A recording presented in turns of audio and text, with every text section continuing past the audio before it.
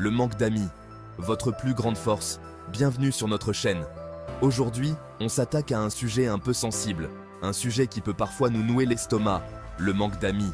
Ouais, je sais, on est censé tous être ultra populaires avec une tonne d'amis, mais en réalité, nombreux sont ceux qui se sentent seuls parfois. Alors, au lieu de voir ça comme un échec, comme une faiblesse, et si on changeait de point de vue? On va explorer ensemble comment ce manque d'amis peut devenir votre plus grande force.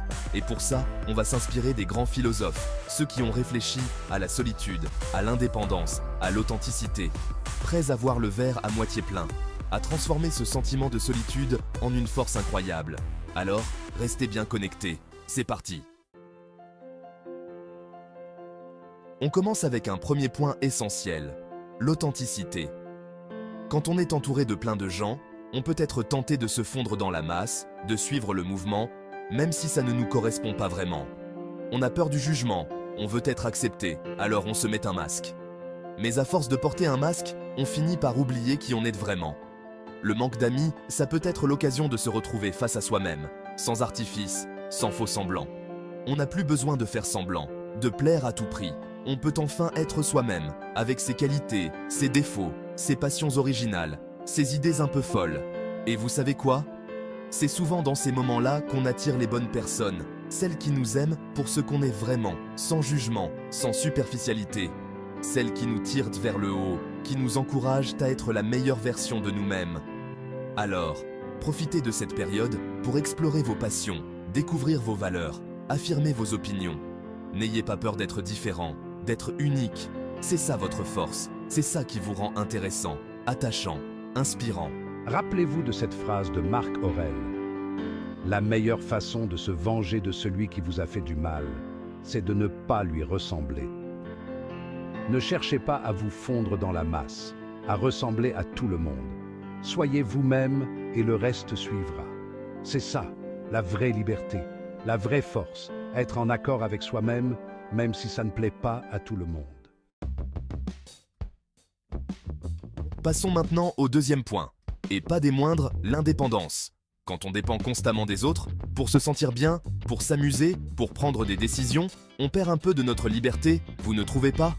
Le manque d'amis, ça peut être l'occasion de développer une force incroyable, l'indépendance. Apprendre à se débrouiller seul, à compter sur soi, à prendre ses propres décisions. Au début, ça peut faire peur, c'est vrai. On se sent un peu seul, un peu déboussolé. Mais petit à petit, on prend confiance en soi. On découvre des ressources insoupçonnées. On apprend à s'écouter, à faire des choix qui nous correspondent vraiment. Et ça, c'est une liberté incroyable. La liberté de faire ce qu'on veut, quand on veut, sans avoir besoin de l'approbation de qui que ce soit. La liberté de dire non, sans culpabiliser, sans avoir peur de décevoir.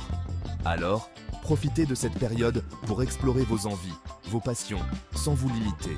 Apprenez à aimer votre propre compagnie, à vous sentir bien seul avec vous-même.